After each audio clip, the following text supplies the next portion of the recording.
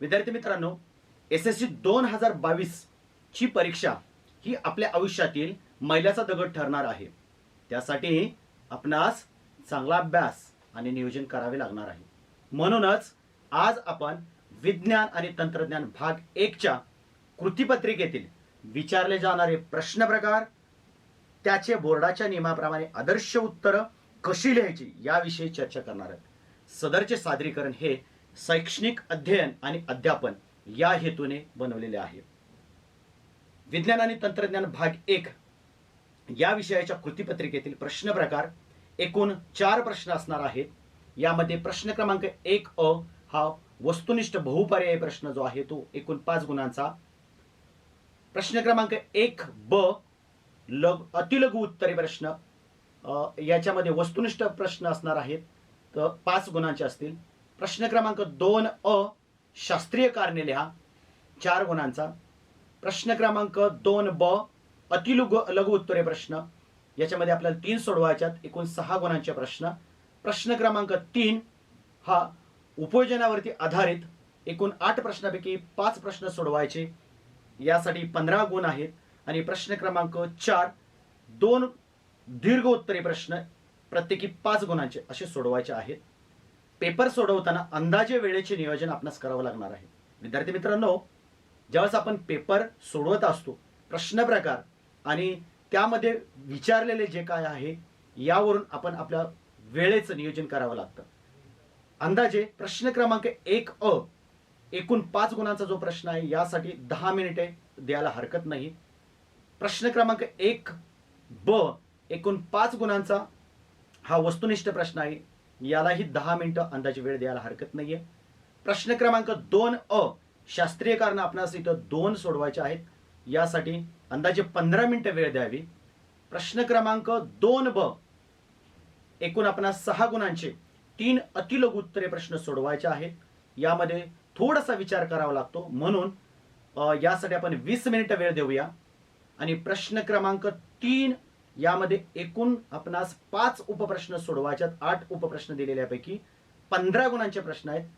हा जो प्रश्न आहे इथं आपल्याला मात्र उपयोजनात्मक उत्तर लिहायचे आहेत, म्हणून थोडासा जास्तीचा वेळ देऊया, यासाठी आपण 40 मिनिटे वेळ देऊया. आणि प्रश्न क्रमांक 4 एकूण 5 गुण आहेत. 2 प्रश्नापैकी 1 प्रश्न आपल्याला सोडवायचा आहे, कौशल्यावरती आधारित प्रश्न असणार आहे, यासाठी आपण अंदाजे 15 मिनिटं देऊया. आणि पेपर चेक करण्यासाठी आपण 10 मिनिटं, असं एकूण आपल्या 120 मिनिटाचा म्हणजे 2 तासाचा वेळ जो आहे याचं नियोजन करूया.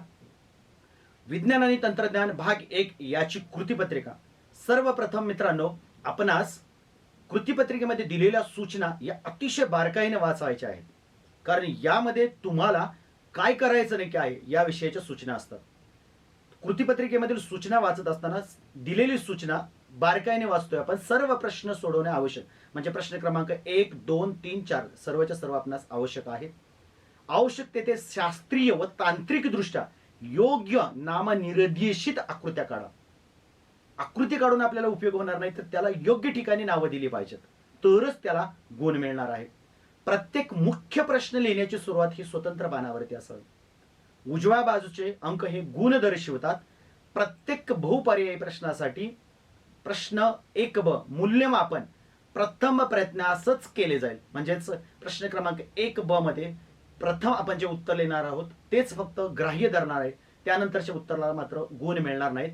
आणि 6 नंबरची सूचना आपणास जी दिलेली आहे ती प्रत्येक पर्यायी प्रश्नांचे उत्तर पर्याय क्रमांकासह लिहावं, म्हणजे उत्तर आणि त्याचा पर्याय क्रमांक आपणास लिहिणं अनिवार्य आहे. प्रश्न क्रमांक 1 दिलेल्या पर्यायापैकी योग्य पर्यायाचे वर्णाक्षर लिहा. हा 5 गुणांचा वस्तुनिष्ठ बहुपर्यायी प्रश्न आहे आपणास. हे उपप्रश्न जे आहेत हे पाठ्यपुस्तकावरती आधारित 1 गुणांचे 5 बहुपर्यायी प्रश्न असतील. योग्य पर्यायाचा फक्त क्रमांक, म्हणजे जसं की अ ब क ड एवढंच लिहिणं अपेक्षित आहे. पूर्ण वाक्य किंवा उत्तराचा शब्द लिहिण्याची इथं गरज नाही. नमुना दाखल आपण एक कृतीपत्रिकेतील प्रश्न क्रमांक 1 पाहूया. यामध्ये या पद्धतीने प्रश्न दिलेले असणार आहेत आणि या कदाचित आकृती असेल, कदाचित उपप्रश्न दिलेले असतील आणि त्याच्यावरून हे 4 पर्याय दिलेले असतील यापैकी जो योग्य पर्याय आहे त्या पर्यायाचं फक्त वर्णाक्षर लिहायचं. जसं की आदर्श उत्तरामध्ये आपण इथं लिहिलेलं आहे. प्रश्न क्रमांक 1A त्यामधला उपप्रश्न 1 आणि त्याचा उत्तराचा बरोबर पर्याय जो आहे त्याचं फक्त वर्णाक्षर B. या पद्धतीनं 5ही उपप्रश्नाची वर्णाक्षर लिहायच्यात, तरच आपल्याला तिथं योग्य पद्धतीने गुणदान केलं जाणार आहे. हा प्रश्न क्रमांक 1A झाला. प्रश्न क्रमांक 1B, पुढील प्रश्न सोडवा. यासाठी एकूण 5 गुण आहेत.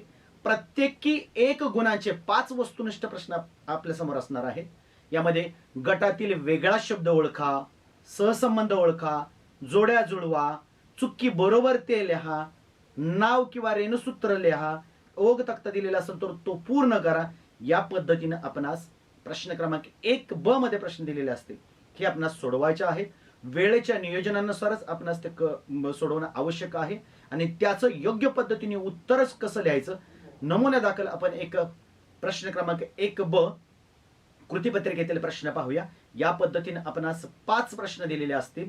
कदाचित गाळलेली जागा असेल, कदाचित एखादं दुसरं उत्तर लिहायला असेल किंवा आकृतीवरून प्रश्न असेल, तर याचं उत्तर लिहित असताना आपणास आदर्श उत्तराला जसं दिलेलं आहे तसं त्याचा प्रश्न क्रमांक 1B उपप्रश्नाचं नंबर आणि त्याचं उत्तर या पद्धतीनं लिहिणं अपेक्षित आहे. त्यानुसार योग्य पद्धतीने गुणदान केलं जाणार आहे. हा झाला प्रश्न क्रमांक 1A आणि B. प्रश्न क्रमांक 2A, शास्त्रीय कारणे लिहा. आपणास कृतीपत्रिकेमध्ये 3 शास्त्रीय कारण दिलेले असणार आहेत आणि त्या 3 शास्त्रीय कारणापैकी 2 शास्त्रीय कारण आपणास सोडवायचे आहेत. या प्रत्येकी शास्त्रीय कारणास 2 गुण असे एकूण 4 गुण असणार आहेत. ही जी शास्त्रीय कारण आहेत ही पाठ्यपुस्तकातील संबंधित घटकावरती आधारित आहेत. प्रत्येकी 2-2 गुणाचे आपल्याला दिलेले असणार आहेत. शास्त्रीय कारण सोडवत असताना पुस्तकामध्ये दिलेली जशीच्या तशी नियम किंवा व्याख्येवरती आधारित किंवा एखाद्या संकल्पनेवरती आधारित असतील तर योग्य पद्धतीनेच लिहिणं आवश्यक असतं, तरच त्याला गुणदान होतं. नमुन्या दाखल आपण शास्त्रीय कारण पाहूया. प्रश्न क्रमांक 2A यामध्ये असे 3 शास्त्रीय कारण दिलेली असतील आणि याचं उत्तर लिहित असताना मुद्देसूद आणि अचूक उत्तर लिहिणं गरजेचं असतं. जसं की इथं आदर्श उत्तर लेखनामध्ये दिलेलं आहे की प्रश्न क्रमांक 2A त्यातला पहिला उपप्रश्न शास्त्रीय कारण जे आहे त्याचे उत्तर 2 मुद्द्यामध्ये इथं दिलेलं आहे. जर 2 मुद्द्यामध्ये ते उत्तर कव्हर होत असेल तर ते 2 मुद्द्यामध्ये करा, 3 मुद्द्यामध्ये होत असेल तर 3 मुद्द्यामध्ये करा. त्या पद्धतीने त्याचं गुणदान केलेलं असतं. मात्र मुद्दे लिहायचेत म्हणून ओढून ताणून त्याचे पुढे मुद्दे करण्यात काही अर्थ नाही. योग्य पद्धतीनेच फक्त मुद्दे सुचल्याचे आहेत. या पद्धतीने आपण शास्त्रीय कारणाचा प्रश्न सोडवल्यानंतर प्रश्न क्रमांक 2B कडे अतिलघु उत्तरी प्रश्नाकडे जातोय. अतिलघु उत्तरी प्रश्नात 5 उपप्रश्नापैकी आपण असं 3 उपप्रश्न सोडवायचे आहेत. या प्रत्येकासाठी 2 गुण असतात. असे एकूण 6 गुणांचा प्रश्न आपल्याला सोडवायचा आहे. यामध्ये गणितीय उदाहरणं सोडवा किंवा नियम, व्याख्या, तत्व उदाहरणासह स्पष्ट करा. या पद्धतीचा प्रश्न असू शकतो. टिपा लिहा, चित्र, आकृती यावरून काय बोध होतो यावरती तुम्हाला प्रश्न असेल किंवा फरक स्पष्ट करा. 2 घटक, प्रक्रिया यांच्यातील किमान 4 मुद्दे आपण असं लिहिणे आवश्यक आहे. गुणधर्म, वैशिष्ट्ये, लक्षणे, फायदे, तोटे, परिणाम असे किमान 4 मुद्दे लिहिणे अपेक्षित आहे. उदाहरण जर विचारलेलं असेल तर संकल्पना, एखादा घटक, प्रक्रिया जर विचारलेली असेल तर त्याची 4 उदाहरणं लिहिणं अपेक्षित आहे. आणि ओघ तक्ता पूर्ण करण्यात दिलेला असेल तर ओघ तक्ता पूर्ण करावा. नमुना दाखल आपण प्रश्न पाहूया. या पद्धतीने आपणास उपप्रश्न दिलेले असतात आणि त्याचं उत्तर लिहित असताना प्रश्न क्रमांक 2B अतिलघुत्तरी प्रश्न आहेत. विद्यार्थी मित्रांनो, हा जो उपप्रश्न आहे तो तुमच्या आकलनावरती आधारित आहे की जो तुम्ही अभ्यास केलेला तुम्हाला किती आकलन झालेलं आहे. प्रश्न तयार करताना एकाच संकल्पनेवरती आधारित कदाचित 2 मार्क, 3 मार्क आणि 4 मार्क या तिन्ही प्रश्नामध्ये एकच संकल्पना डिझाईन केलेली असू शकते. त्यामुळे आपल्या उत्तराचा रोख आपण गुण जेवढे आहेत त्या पद्धतीने आपण नियोजनबद्ध करायचं आहे. प्रश्न क्रमांक 2B मध्ये उपप्रश्नाचा नंबर टाकल्यानंतर त्याच्या आतमध्ये तुमच्या उत्तराचे मुद्दे टाकूनच उत्तर लिहायचे, कारण त्या प्रत्येक अचूक मुद्द्यालाच गुणदान केलं जातं. जर उपप्रश्न त्यामध्ये दिलेले असतात, प्रश्नाच्या उपप्रश्नामध्ये आणखी उपप्रश्न जर असतील तर त्या उपप्रश्नाप्रमाणे त्याचं गुणदान असतं. तर बारकाईनं प्रश्न वाचणं गरजेचं आहे. विचारलेला प्रश्न समजून घेऊन त्यामध्ये नक्की काय विचारलंय ते तुमच्याकडून आकलन काढून घेतलं जातं. यदा कदाचित तुम्ही जर जास्तीचा प्रश्न सोडवला तर त्या जास्तीच्या प्रश्नाला गुणदान केलं जातं, मात्र ते जास्तीचं म्हणून त्याच्या बाजूने त्रिकोण हा काढला जातो, ते मात्र तुमच्या एकूण गुणामध्ये पकडलं जात नाही. म्हणून जेवढे विचारलेले आहेत तेवढे उपप्रश्न सोडवायचा प्रयत्न करा. म्हणजे तुमचा जो योग्य वेळ आहे तो वेळ तुम्ही आकलनाच्या प्रश्नानंतर जो येणारा उपयोजनाचा जो प्रश्न आहे, प्रश्न क्रमांक 3, तिथं तुम्ही जास्तीचा वेळ देऊ शकता. प्रश्न क्रमांक 3 अतिशय महत्वाचा आहे, कारण आतापर्यंत तुम्ही जेवढा अभ्यासलेला आहे त्याचं नक्की तुम्ही उपयोजन कसं करताय, ते प्रश्न नक्की सोडवताय कसं, काही समस्या दिलेल्या आहेत त्या समस्याचं तुम्ही निराकरण करताना तुम्ही तुमचा स्वतःचा विचार काय करता. म्हणजे इथं ज्याला आपण हॉट किंवा स्वमतावरती आधारित असे काही जे प्रश्न असतात ते प्रश्न तुमच्या ज्ञानाच्या आकलनाच्या अनुभवातून आता तुम्ही कसं उपयोजन करता यावरती 8 उपप्रश्नापैकी 5 उपप्रश्न तुम्हाला सोडवावं लागणार आहेत. या प्रत्येकी उपप्रश्नाला 3 गुण असे एकूण 15 गुण असणार आहेत. या लघु उत्तरी प्रश्नामध्ये दिलेल्या विधानाचा वापर करून स्पष्टीकरण लिहिणं असा प्रश्न येऊ शकतो. यासाठी कमीत कमी 6 विधानं तुम्हाला द्यावी लागतील, किंवा दैनंदिन जीवनाशी निगडीत एखादी समस्या देतील, त्यावरती काय परिणाम होतोय, त्यावरती काय उपाययोजना तुम्हाला सुचवता येतील का, या पद्धतीने प्रश्न विचारला जाणार आहे. आकृतीवरती आधारित प्रश्न, आकृतीची नावे देणं, त्यावरती स्पष्टीकरण लिहिणं, या पद्धतीचा प्रश्न असू शकतो. कदाचित तुम्हाला एखादी सारणी देतील, तक्ता देतील आणि त्या आधारे माहिती तुम्हाला विचारतील तर ती लिहावी लागेल. उदाहरणासह स्पष्टीकरण, एखादी प्रक्रिया विचारतील तिथे तुम्हाला उदाहरणासह स्पष्टीकरण करावं लागेल.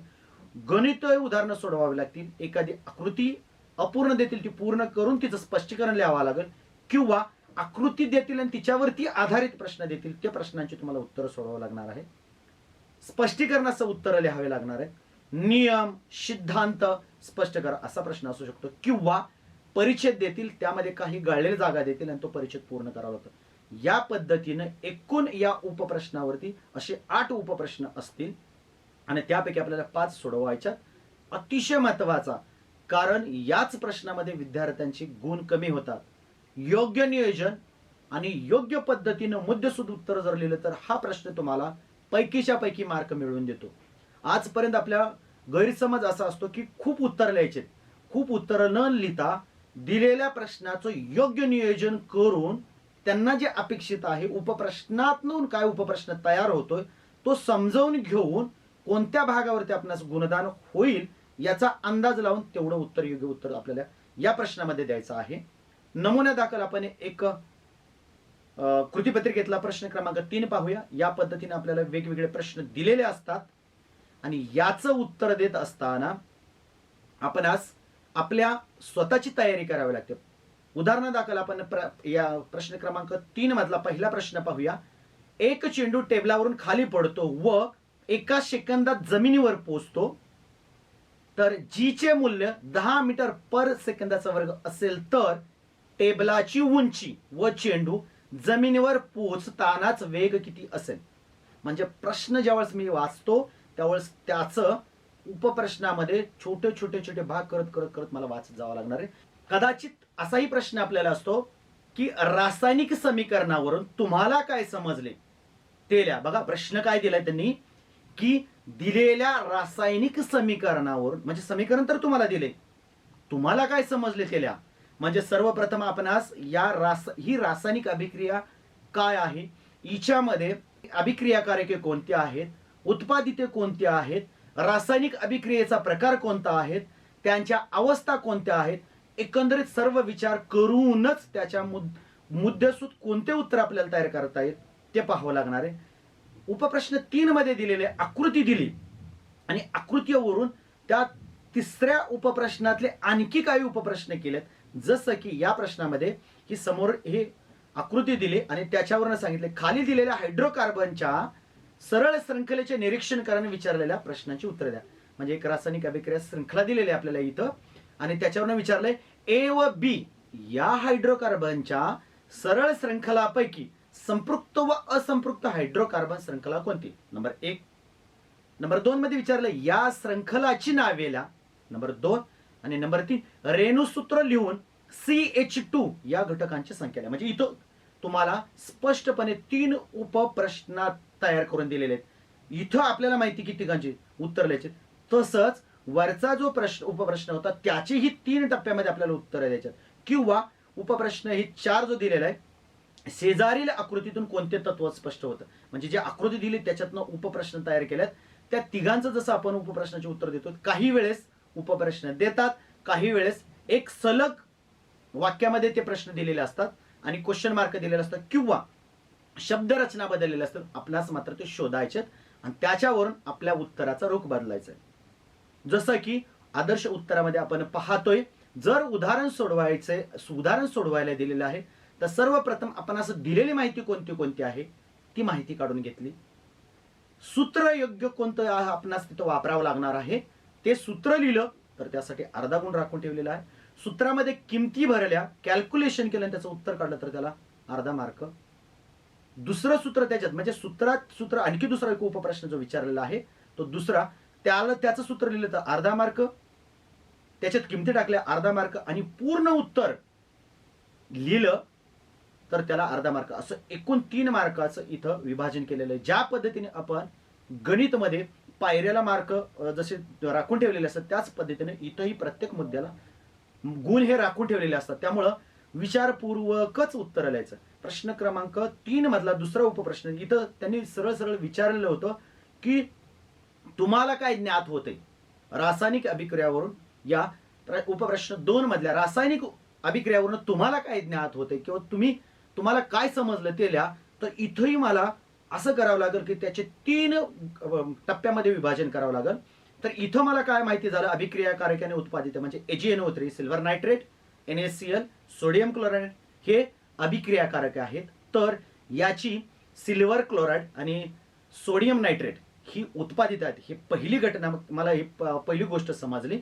दुसरी या अभिक्रियाकारके व सोडियम नायट्रेट ही जी उत्पादिते जलीय द्रावणाच्या रूपात आहेत हे माहिती होतं आणि उत्पादित सिल्वर क्लोराईड हे अवक्षेप रूपात तयार होते हे रासायनिक अभिक्रियेवरून ज्ञात होते. अशा 3 टप्प्यामध्ये त्याचं उत्तर देणं अपेक्षित आहे तरच त्याला योग्य गुणदान होईल.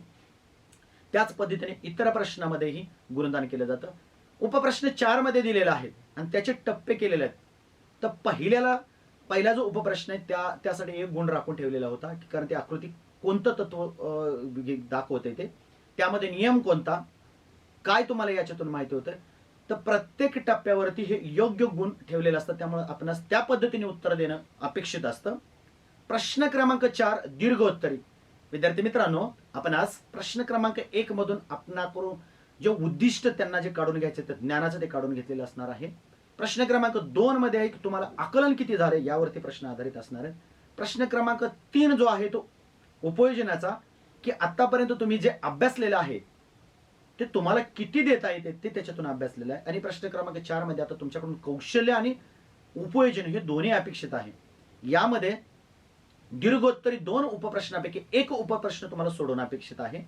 प्रत्येकी 5 गुणांचा हा प्रश्न आहे. 5 गुण आहेत एकूण त्यास.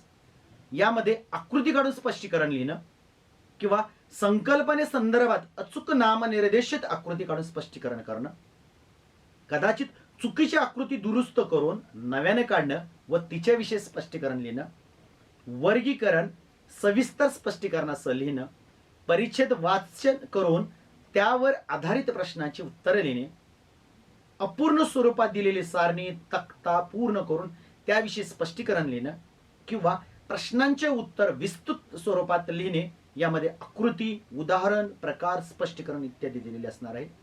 दिलेल्या घटकावर आधारित संकल्पना चित्र तयार करणे व त्याचे स्पष्टीकरण लिहिणे यासारखे आपणास उपप्रश्न विचारले जातात. नमुना दाखल आपण एक कृतीपत्रिकेतला एक प्रश्न क्रमांक 4 पाहूया. इथं 2 उपप्रश्न दिलेले आहेत. प्रश्न क्रमांक 4 मध्ये पहिला जो आहे तो एका मूलद्रव्याचे इलेक्ट्रॉन स्वरूपन 2, 8, 2 असे आहे. यावरून खालील प्रश्नांची उत्तरे लिहा. त्यामध्ये तुम्हाला आणखी 5 उपप्रश्न दिलेले आहेत. मित्रांनो तुम्हाला इथे एक मी सजेस्ट करेन की जास्तीत जास्त जे उपप्रश्न दिलेले असतील ते सोडवायला खूप सहज पडतात, म्हणून शक्यतो असे प्रश्न आपण निवडावेत आणि तेच सोडवावेत.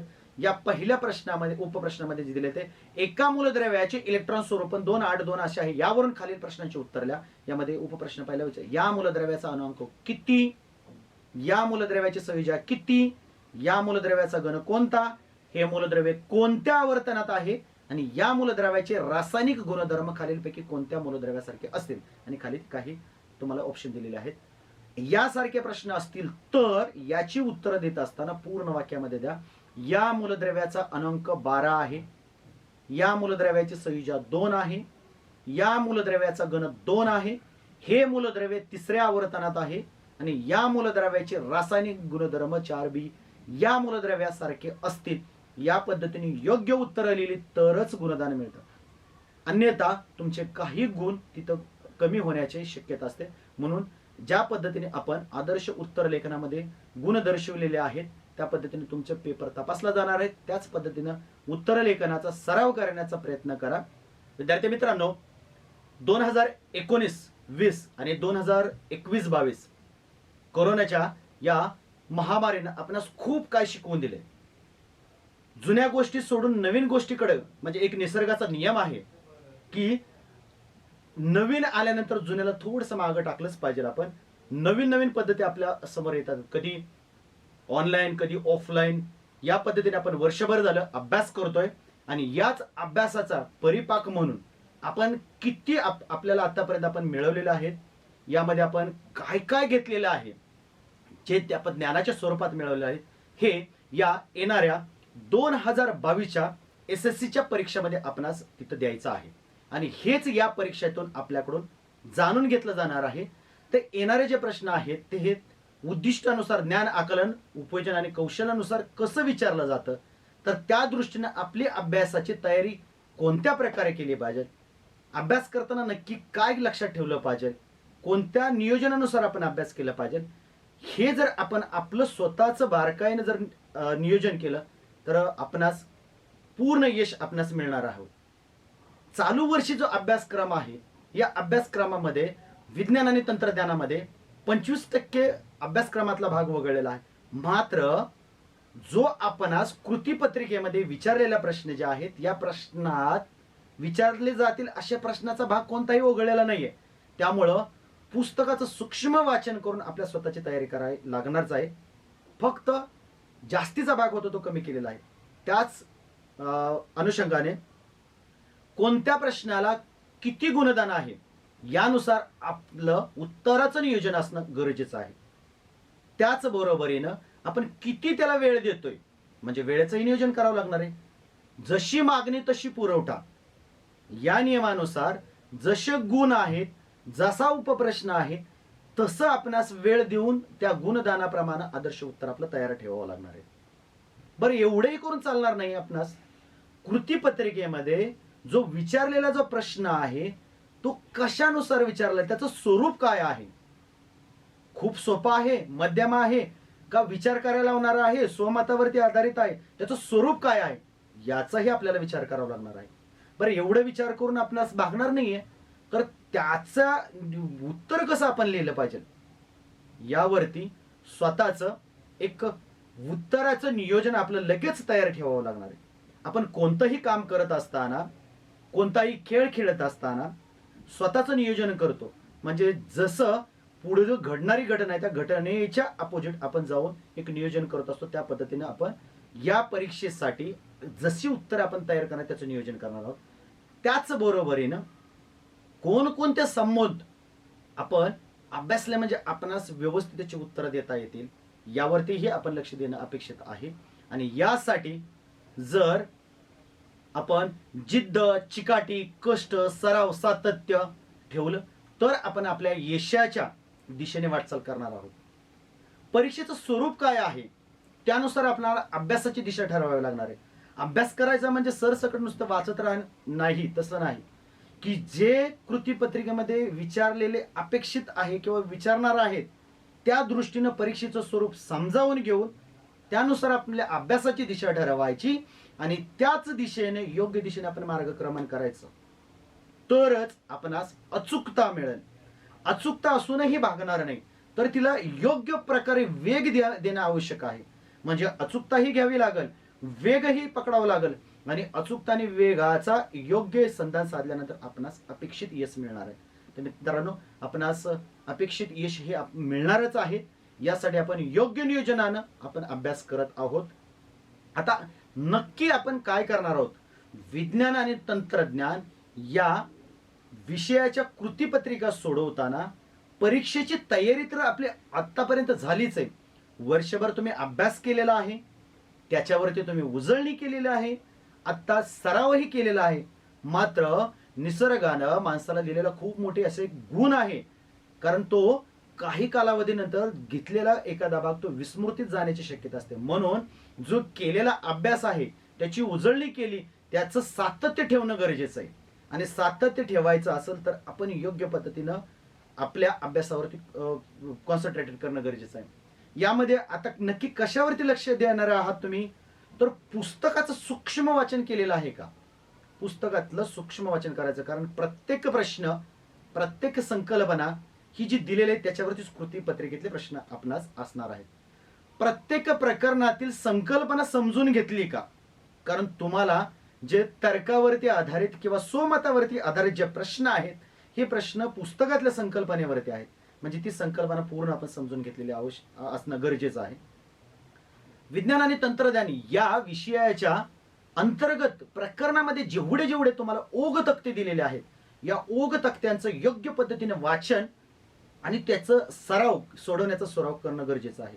तसेच जे उदाहरण आहेत न्यूमेरिकल्स, काही ज्या प्रकरणामध्ये जे न्यूमेरिकल्स दिलेले आहेत, यामध्ये सोडवलेली जी उदाहरणं आहेत, ही सोडवलेली उदाहरणं त्याच प्रकारे स्वाध्यायामध्ये जी आपल्याला उदाहरणं दिलेली आहेत, ते उदाहरणं सोडवण्याचा सराव करणं गरजेचं आहे किंवा ते अभ्यासणं गरजेचं आहे. त्याच बरोबरीनं अभ्यास करताना स्वतःचे मुद्दे काढणं आवश्यक आहे. की मी अभ्यास करत असताना, मी वाचन करत असताना काय अभ्यास करतोय, काय मुद्दे आहेत, याच्यावरती जर माइंड मॅप किंवा फ्लो चार्ट ज्याला आपण म्हणतो, संकल्पचित्र म्हणतो, ते संकल्पचित्र तयार करता आलं, ओघवत्या याच्या अक्षरामध्ये जर तयार करता आलं, तर स्वतःची एक प्रिपरेशन तयारी होते. किंवा आत्ता परीक्षेसाठी कालावधी कमी असल्यानं जर नाही शक्य झालं, तर अभ्यास करता करता खूप महत्वाचा मुद्दा वाटतोय, सरसकट नको, खूप महत्वाचा मुद्दा वाटतोय, अशा मुद्द्यांना हायलाईट करा. प्रकरणामध्ये जेवढ्या काही आकृत्या दिल्या त्या आकृत्या सगळ्या अभ्यासा. विज्ञानामध्ये आकृत्यांना अनन्यसाधारण महत्व आहे, त्याच्यामुळे आकृत्या हे अभ्यासणं गरजेचंच आहे. उदाहरणं, समीकरण सोडवण्याचा सराव करणं गरजेचं आहे. आकृतीशी संबंधित प्रश्न कृतीपत्रिकेमध्ये तर तुम्हाला दिलेलेच आहेत, तुम्ही सर्वाच्या कृतीपत्रिकेमध्ये सोडवलेले असतील, त्याचा सोडवण्याचा सराव करा. त्या व्यतिरिक्त एखाद्या आकृतीवरती प्रश्न कसा येऊ शकतो किंवा कसा विचारला जाऊ शकतो, याविषयी थोडासा तर्क लावा, विचार करा.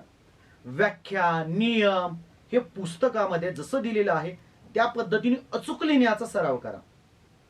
काही प्रकरणामध्ये एखादा दुसरी संकल्पना जर अवघड वाटत असेल, एखादा प्रश्न अवघड वाटत असेल, तर त्या अवघड वाटणाऱ्या प्रश्नाचा जास्तीत जास्त सराव करा आणि कृतीपत्रिकेतल्या सूचनांचं काटेकोरपणे पालन करा. ही एवढं आपण लक्षात ठेवलं तर यश, आपल्याला हवं ते यश नक्कीच आपल्याला संपादित होणार आहे.